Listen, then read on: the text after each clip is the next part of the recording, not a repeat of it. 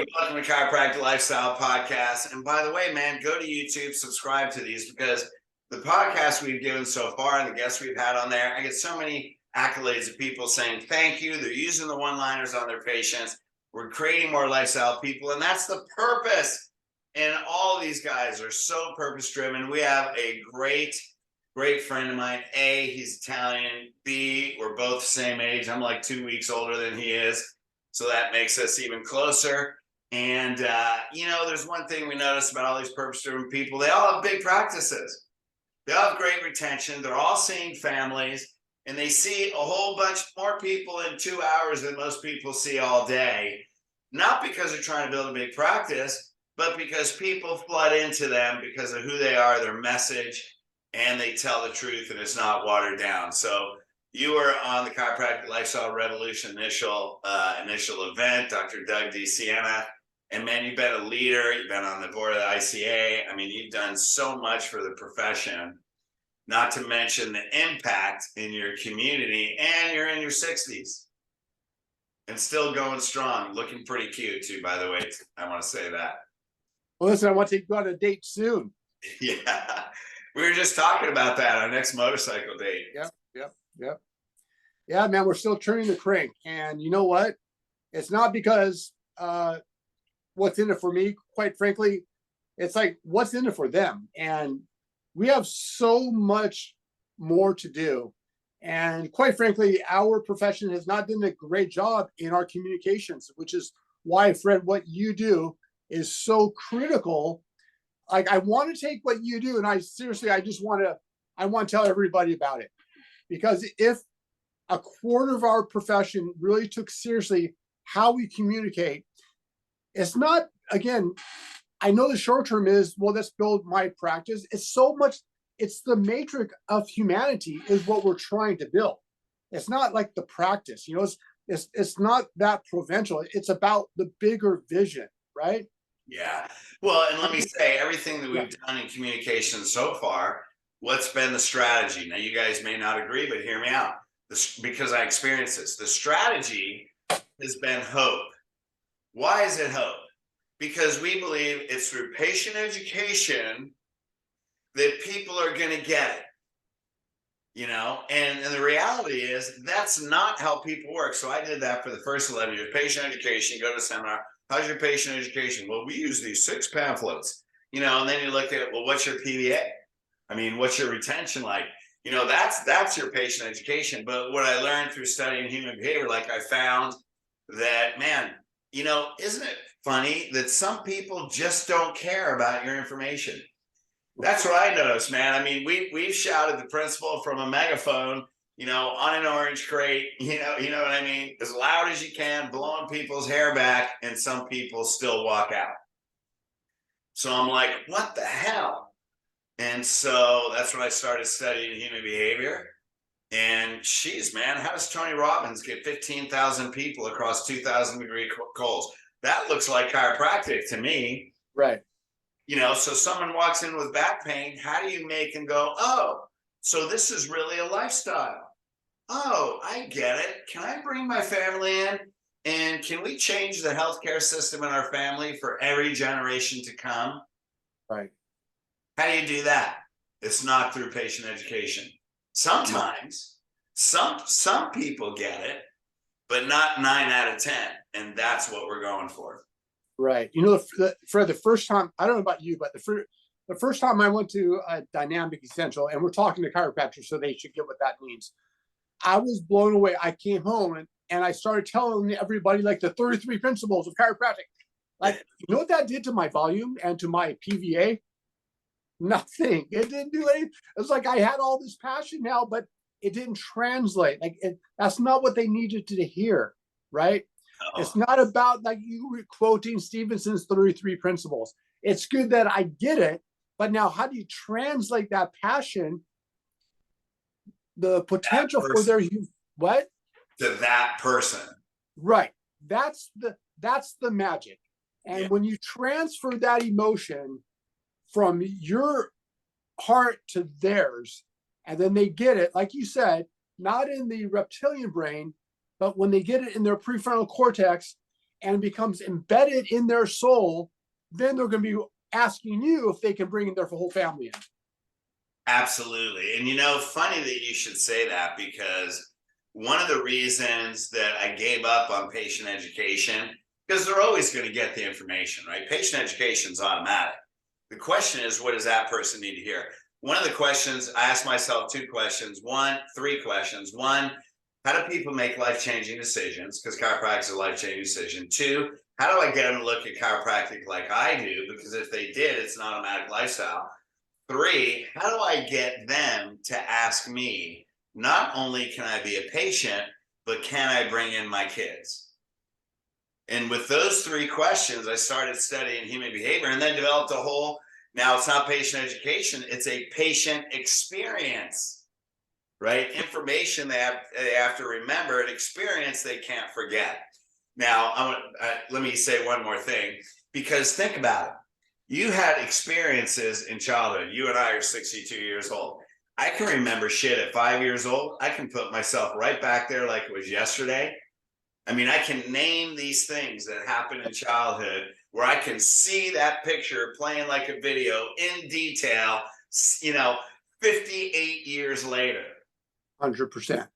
100%. So what if we could tap into that same wiring, neuro-emotional wiring system, except with the message of chiropractic? Right. It was said. There's no education needed. No. Because educated isn't, and again, it's like taking a glass full. It's like this. Patients walk in with, you can't see it because it's a tin cup, but let's say this was full, right? When they're in their stressed reptilian brain, their glass is full, right? And then chiropractors want to pour all this education on top of a full glass. It's not going to do anything, right? We got to deal with what they're dealing with, and then we can pour into it. Yeah. Does that make sense? Well, and so the problem is, and this is what management groups have taught, give them what they want and then tell them what they need, which that's not how people work. So this is what we were talking about. We're like, shoot, we need to put this on a recording. So there's 4 areas of the brain. So pay attention, you guys, when you hear this, because it's freaking brilliant. Because not only this is the way you work, this is the way every patient walking in works. And when they come in not because they have back pain. People live with pain every day. They come in because they're injured. And when they feel injured, that's a problem that they can't handle, that's affecting their function, and their reptilian brain, fight or flight, is firing off like the 4th of July. Now, here's the deal. When they come in and they're in fight or flight, that part of the brain is not hooked up to your prefrontal cortex. You can't, their reptilian brain, the amygdala, does not process, or the limbic brain does not process words. It processes emotions. And so what they're doing, they're saying, what they're saying on a neuro-emotional level is, am I going to survive? Right. So your goal is to make them feel safe. Not that you can help them. That's not it. Is what you make them do is you change their priority into their overall health. You actually shift their focus into something bigger, right? So then the second area of the brain is the avoidance of pain. And so once they're out of fight or flight, not out of pain, they can be out of fight or flight right in day one. But now the avoidance of pain. So what's that mean? And here's where chiropractic has been missing it. And I fell for this because this is what management groups tell me. Ms. Jones, if you quit, then, all your symptoms and all your problems are going to come back. So, when they first come in, how's your back pain affecting your life? Can't pick up my kids, so I don't feel like a good mom. Associated emotion with the condition.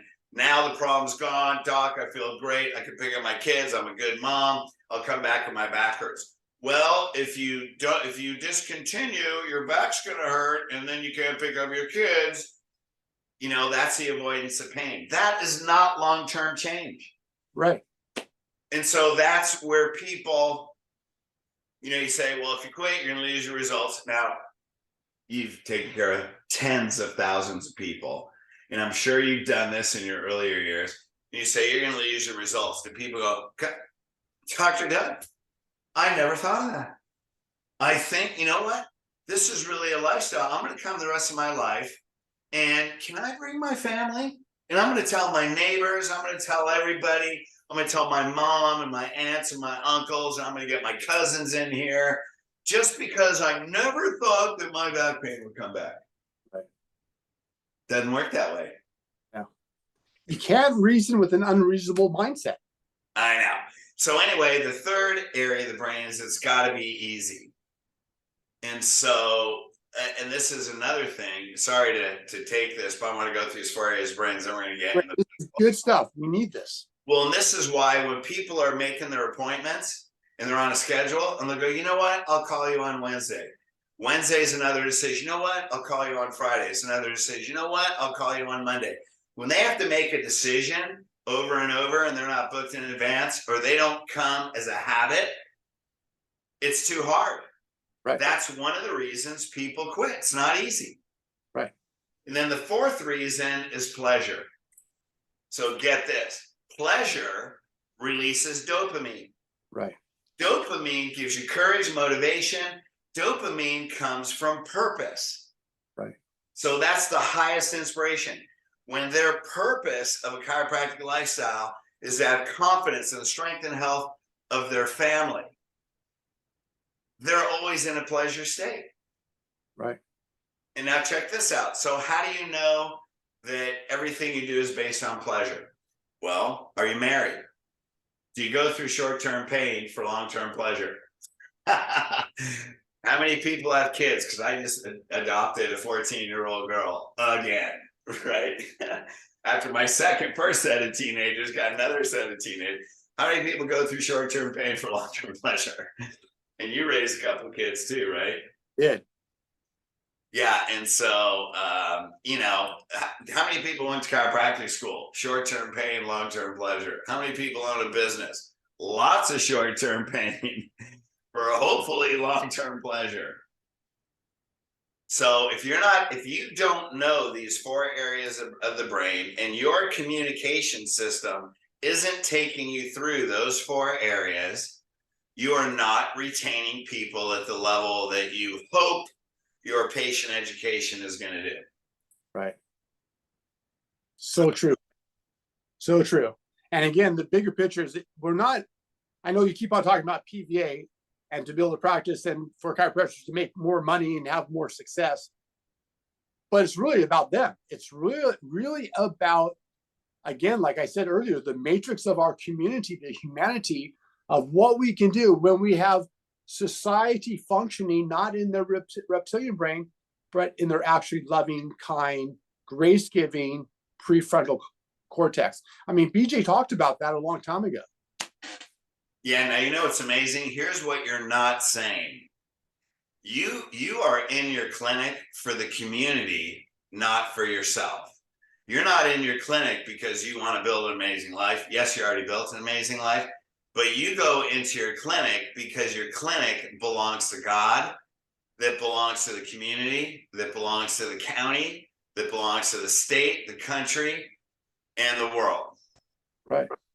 Right. That's why you have the practice you. You're not going in for you. You're not doing it for a great life. Those times have passed, and I think when we have the bigger vision, and then we do. At least I don't know about the rest of your. Do you guys still suggest things like group orientations? Do you still do that?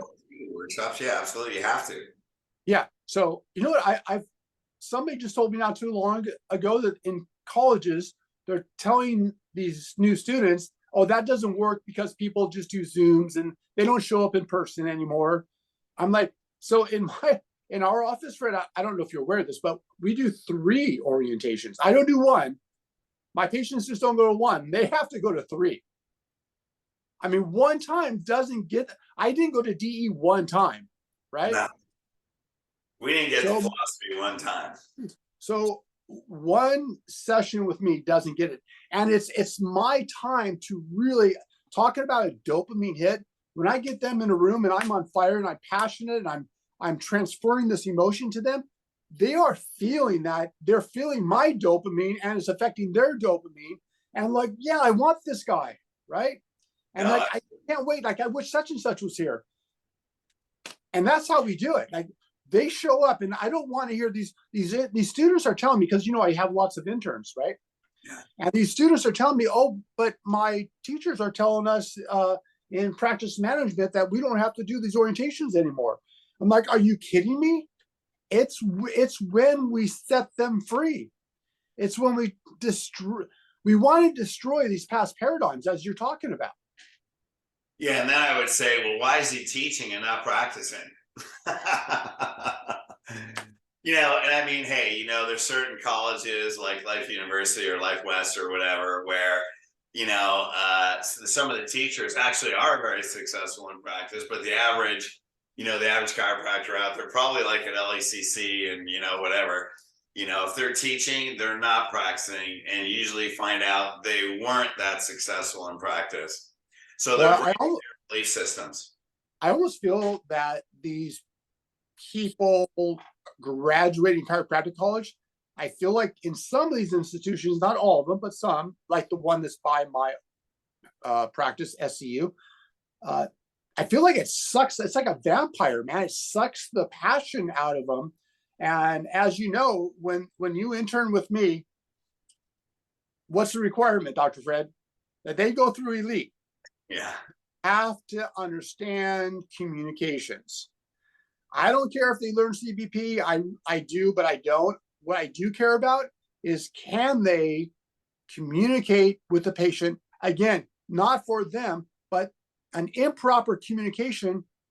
Well, maybe that one opportunity that patient has of going to see a neuro-based, brain-based, corrective-based chiropractor, that one chance that they have, and you blow the communication, you just shorten their lifestyle and their quality of life because of your inability to communicate the message and the principle of chiropractic. Here's why you have a great practice.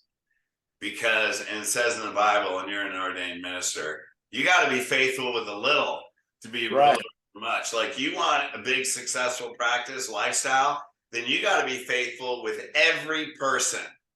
100%. I see so many people, and I'm not dogging on it. It's just really, it's a spiritual commitment. Chiropractic is a spiritual commitment. 100%. Why? Universal intelligence. What's another word for universal intelligence? God. What's another word for creating innate intelligence? We're created in likeness and image, Genesis 1:27, right? So it's like, man, if you don't think the whole universe is moving through you, and the whole universe could be moving through them, but they're subluxated, and you're not faithful with that one, you're not going to build a big practice, or you're just going to have to continually market to replace the other ones. But that's not even the point. I know guys that make over $1 million a year that have a 30 PVA. So what are they doing? They're marketing machines, but they make over $1 million a year. They have a great life. But what type of patient is going back out into the world? What would they tell you about chiropractic? Well, I've been to a chiropractor. Really, what was your experience? I mean, talk to these people all the time. Well, they got rid of my back pain, but it's back and that. So, Fred, I think it's worse than that. When we are symptomatically inclined, the problem is patients come in, their neck pain may go away. As you know, the symptoms, the most top layer, and there's so much emotions behind the symptom anyway, or what we call a signal in our office. If you take care of a patient to just remove that symptom, they're still subluxated. Their innate is still not expressing itself. They're still in their reptilian brain. So they may have less neck pain for a season, but now you're sending them out in the world thinking they're better, kind of like having a person come into the mechanics, putting a piece of tape over the red light that says your car's overheating, and say, okay, go out and have a great life. It's probably, in my opinion, it's worse to do that than it is not even to see the patient.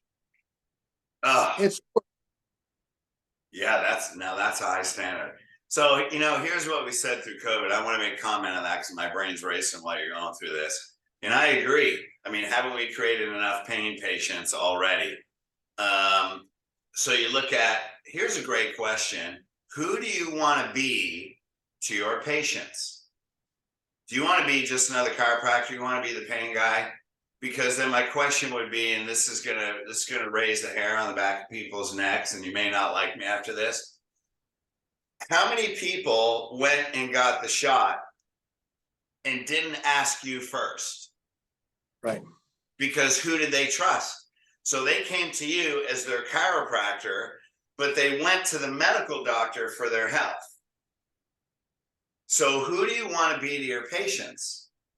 Right. How did your patients act the last 2 years? Because I know there's a whole, I would say just about every chiropractor probably was shocked who they thought was living the lifestyle, came to him for years, but stayed home when they were thought they had to lock down. Right. Even though they said on the news, you can go to your healthcare provider, yet people chose to stay home out of fear rather than understand the principle. Right. Your practice grew during that time. Grew significantly. Right. Because you decided to be the healthcare leader to your patients. Well, as BJ says, conflict will clarify. So if anything, in that moment when we were dealing with COVID, that made me be more on purpose and be clear in my communications for why they and their family and everybody they knew had better, if there's any time in the world that they needed to be under chiropractic care, it was then. So I was like preaching it even with a bigger megaphone during COVID than I ever was in recent times. It literally stuck a fire up my butthole to make sure that we were communicating with our patients in a way that was effective, meaningful, and actually caused transformation. Actually, you put like a flamethrower up your butthole, burned all your hair off, man, straight up through those chakras. You used to have a full head of hair 2 years ago. Well, let me tell you something. All of my initial mentors all were bald. And so when I went to DE, I actually had hair when I first met you. And then I go, okay, well, all these amazing chiropractors were bald. I'm like, maybe that's the secret. It is a bald chiropractor. So, you know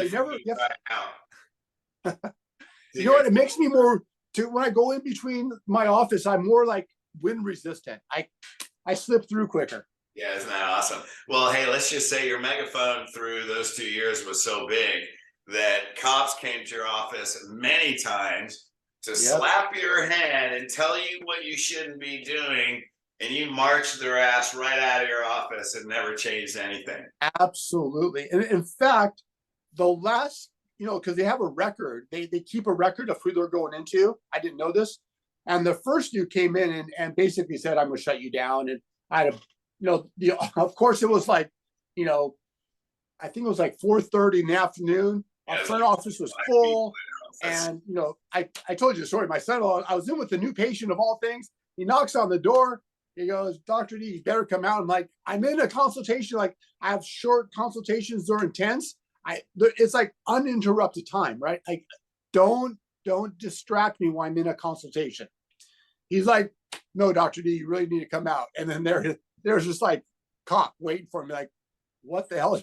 What did I do? Yeah, he says like, I'm going to shut you down. Da, da, da. And anyway, I dealt with him. Thank God for our podcast that you and I did, by the way, called Resurrecting Our Freedom, that I actually had empowerment, that I knew how to deal with that police officer, by the way, because he had no rights to come into my practice and tell me what to do, because I was fully in my right doing what I was doing. And again, I told him, I'm not there for me. I'm protecting these people. I'm saving their lives. Like, there's nothing going on outside of this four walls in my immediate area that's doing something better for these people than what they're doing coming here. Anyway, long story short, Fred, by the time the third or fourth police officer came in, they actually goes, you know what? I looked you up. I saw what you're doing. You've been in practice for 30 at that time, 8 years or whatever it was. I see what you're doing. You're doing a great job. I'm sorry that I even have to come in here, but you know what? Keep up the good work. Blessings on you, brother. And that's what the last two police officers told me. They like just came in, shook my hand, said, good for you. This is a bunch of crap. Sorry I even have to come in here. You said, hey, want me to say you're Alice as long as you're here? I did. I told me, I said, you know what? We have a thing called Bud's Odyssey. It's a nonprofit. we actually take care of police officers, veterans at no charge. So anyway, it gave me an opportunity to take care of them. And nobody came in from that experience, but they walked out of here knowing what my name was. And they at least knew that we're taking a stand for humanity. Because you know what? The people that folded, it's crazy. The chiropractors that folded, the churches that folded, it actually showed you where one's conviction was. It showed you the conviction. But like I told my staff, this is a moment right now. This is a moment that we're going to make a stand. And it may not be convenient, but this is where we're going to put our line in the sand, and we're not going to move from this. And because of that, our patients saw that we took a stand. And again, that just your clinic filled up, man, because during that time, people were looking for somewhere sane. Right. And chiropractic is the truth. You know, there's other doctors I have that did the same thing all over the country, even in the most liberal states. All of them had new patients coming in that were coming out of nowhere. Like, people flocked into these areas, the convicted chiropractors. And this is why, why are we doing the chiropractic lifestyle revolution? Because this is a revolution, teaching the lifestyle of chiropractic. Trust me.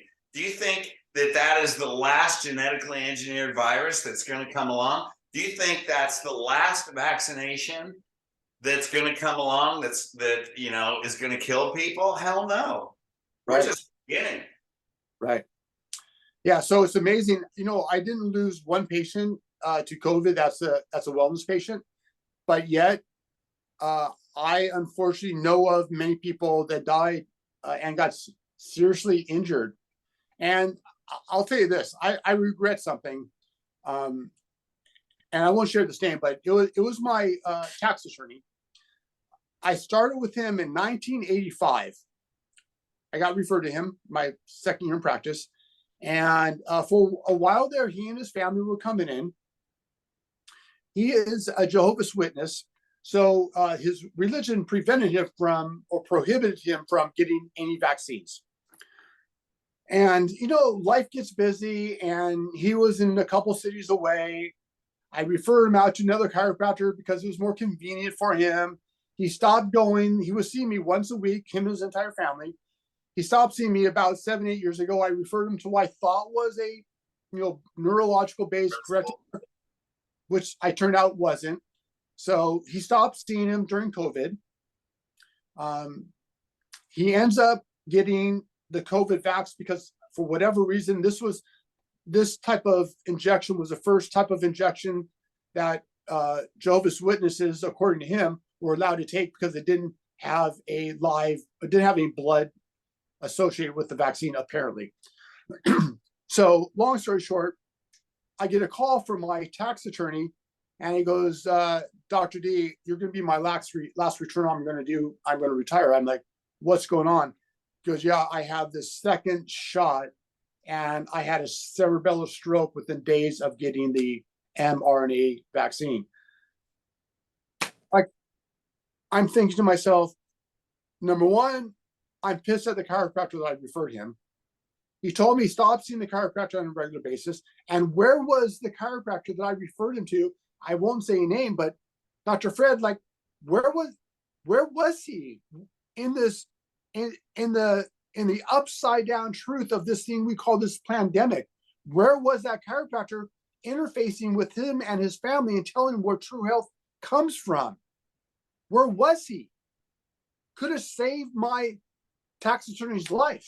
Now my tax attorney is walking around at 58 years of age in a walker. And that's at best when he's doing well. Otherwise, he's bedridden. Wow. It's just one example of what the potential that we have, that whoever the power of the principle. The power of the principle. And also, more importantly, I call it the untold story. It's, again, if you don't get the communications, like, how many patients do we lose who ended up getting this shot, who end up dying or having strokes or heart problems because they didn't know better, because we didn't communicate the principle in an effective way? Absolutely. And, when this whole thing came out, like I said, we started this podcast, Resurrecting Our Freedom, man. And this is when I think we were one of the first people that were censored. Because we came out, man, with a megaphone with all these people and political people and, I don't know, activists, if you want to call them, whatever they were. There were some amazing podcasts. In fact, you still find some on YouTube. And what a great intro song, right? We're an American band, right? I love that podcast. And man, we got banned off everything. I mean, right. Our shit got pulled down off of everywhere. YouTube, Facebook, Instagram. Lifetime ban off of Facebook. That's a pretty good accomplishment. Yeah, I think we're one of the first. Yeah. So my point is, Dr. Fred, it's not about how big the practice is. How many people are we missing out there? Like, after all of these years, 1897, why are we still such in the back seat of healthcare? Because I tell people this all the time. It's like we have a freaking Ferrari with 500 horsepower, and chiropractors are still hooking up 2 horses on the front of them and saying, "Giddy up, let's go." I mean, we have so much power that we can literally talk about resurrecting our freedom. We can resurrect these lives and give them a principle by which to live by, which transcends even health. It's about humanity. It's spiritual. And we have this gift, like so often we talk about this all the time. Medical doctors have a practice with no principle. Pastors have a principle, but no practice. We have the practice and the principle. Absolutely. We have church Monday through Friday in this office right now. We're preaching a principle that saves lives. And why is it that we still have yet to be able to convince more than 18% of the population? Because, Fred, there's not enough of you going around. That's why. Well, and the thing is, man, people want it. They're tired of outside in. They're tired of pharmaceutical companies. They don't trust them anymore.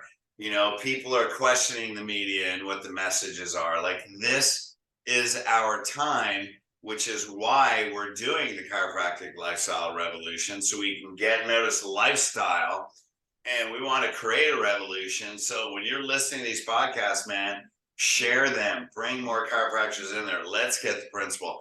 Look at the one-liners and things that Doug is telling you. Get that mindset, have that passion. And, someone told me, and this might have been you, this is like the online DE. Yep. The online principle. Right. So, But it's got to be DE, because it's now, Fred, there's so much more, and I can't put my finger on the pulse, but there's so much more provocation for people living in a reptilian brain than there was in the 90s when you and I were going to DE.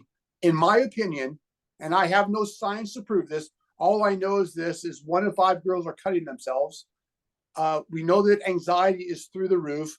Suicidality is through the roof. Domestic violence is greater than ever before.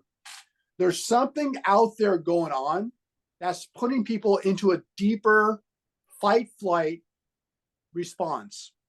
So the communication systems can be, hey, listen, the power that made the body heals the body. Now come on in.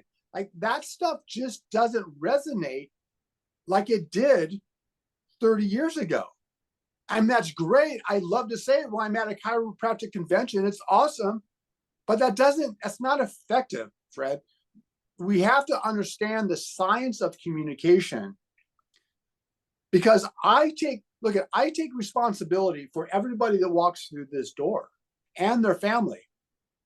And if they are ready, because not everybody's ready, but if they're ready, then they're going to be a lifetime patient of mine, and I'm going to save them a lifetime of misery. That's the gift. And it's funny that you said hope.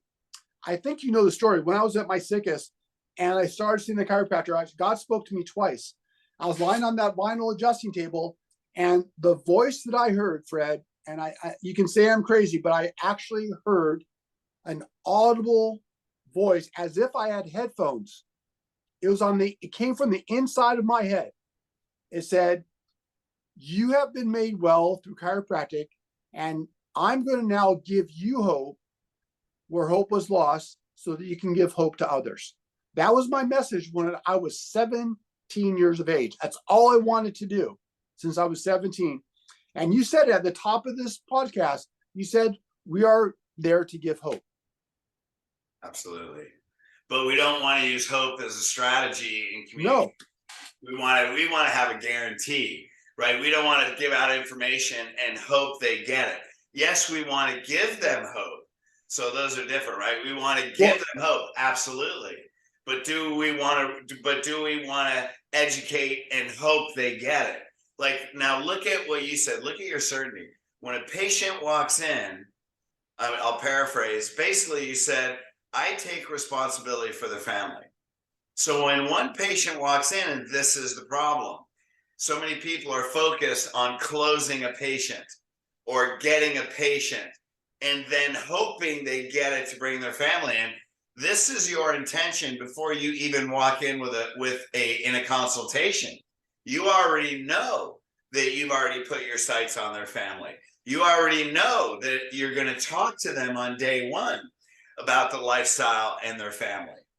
Can you even imagine a world that a mother comes in for rotting teeth and doesn't take her husband and her kids to ever see a dentist? Does that even resonate with your mindset? It doesn't even make sense. And that's just your teeth. That's not your health. That's not your brain. And we also know, Fred, that what we do is actually more beneficial for your brain in some respects than it is even for your body. Oh, absolutely. It sets them free on so many levels. Oh, yeah. It's not just about a rotting tooth or neck pain. Like I tell my patients all the time, if the game here is just about your neck or back pain, I would have been long retired. I really don't give a crap about neck or back pain. I don't. It doesn't even interest me. Your humanity is what interests me. And every time I get a patient unsubluxated, again, that is a part of the weave of the tapestry of humanity. That's essential. That was beautiful, man. The tapestry of humanity. And also, can I clarify one thing? When I say the word hope, by the way, if you look up the word hope in the Greek, it's a completely different experience than the hope that we use in English.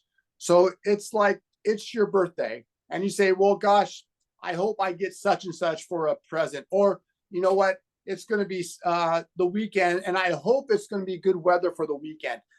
Hope is being used as a wish. The hope that I'm utilizing is a hope that's in the Greek, and the hope is an expectation. Like when the Bible says we have a hope in Christ, that's not a wish. That's not like, well, I hope there is God in heaven. It's not that. It's not a wish. It's a certainty of an expectation. It's already happened. It's not a wishy-washy kind of thing. It's a certainty of an outcome.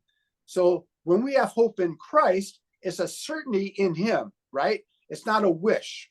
So when I say I'm going to give people hope, I'm not giving them like a wish that their life will be better. I'm giving them a certainty that their life will be better. Do you see that distinction? That's why they bring their family. It's the conviction. And this is one thing that I talk about, and we'll wrap this up. You know, the challenge is that you know, we have a principle, we have a purpose, we have our core values, we want to take care of families. And then, but the problem is, it's like the problem that chiropractic has is the standard. So that's like saying, hey, if you're a high jumper and you set the bar at 7.2, then your systems should be able for you to jump over the bar. So what's the 7.2 bar? We're going to take care of your family. You're bringing your spouse to day 2. You're going to attend 3 workshops. You're definitely bringing in your kids. You're going to tell other people. They're going to bring in their kids, right? So now the systems have to match. But what do people do? Well, you know, I stopped asking the spouse to come to the ROF because they couldn't come. Or how many chiropractors, Doug, have you heard? Well, we used to give a workshop, but it was hard to get people there, so we stopped giving it. And, you know, so what they did is they set a bar at 7.2, they run under it at 5 feet, jump on the mat, and then jump up and down like they won the gold medal. and you want the gold medal because you didn't have the conviction and the systems in your communication and all the things that you do, the conviction in your mindset that you know before you even walk in to do a pre-consult or a consult, your family is already here. I'm just going to create the experience so that happens with your definition of hope and expectation. And Right. that's the way you talk to them. That's the experience you create. And the certainty that's within you makes them automatically want to do it and believe you and accept you as their leader. And that's why you have the practice that you do. Awesome. Hey, so Fred, I know you're wrapping this up, but I just want to encourage everybody to show up for your communication, education, passion, the essence of what you teach and who you are, your spiritual journey. There has never been a time that has been needed than it is today. So I'm hoping and praying that you, kind of like the prayer of Jabez, that your territory would be expanded in a way that's you've never seen before. I hope and pray that your influence will be expanded, not just in a one chiropractic practice, but I want to see Elite go like freaking worldwide so that we have more chiropractors that are actually capable and have the tools, again, not just to have a successful practice, but to change humanity. Great legacy. That's so what. Get your butt moving, Dr. Fred. Yeah, I know. Gee, I'm so lazy all the time. I really need to work more. Tell that to my wife. Yeah. So thank you so much, man. And it's been such a great I love pleasure. you. Yeah. So hey, that was a great thing to finish with. Is there anything else, like a one-liner or something, or just from your heart that you want to add? I mean, we could end there. That was great, but just in general. Yeah, I guess I would just like to repeat again. Let's not do this for us, man. I can understand if a chiropractor is in survival, then you got to do what you got to do, and but we got to first get that the world out there is honestly quite seriously subluxated, physically, socially, Spiritually, chemically, and especially spiritual. And kind of like in Philippians, not to go into a whole nother topic, but it says that in Philippians 4, it says that we are a crooked and perverse generation, and uses the model that Christ is the head of the church and we are the body, and the spirit is what communicates the two. That is the chiropractic ADIO model. And when we teach chiropractic, we are teaching a principle that will transcend lives and will transcend families and communities and states and countries. So I know it's been said before, but Fred, there is such a big field out there for us to go, and it's ready for us. The time is now, and the mission is big, and I'm not going to back down. It's time to go. No, and for people that aren't old school philosophy, ADIO, above, down, inside out, that's such common language for us, but people that are getting out of school or students listening is probably, what's ADIO? Because I doubt they're hearing that in school. And, actually the general public is thirsting. They're actually demanding for you, but they don't know it's you.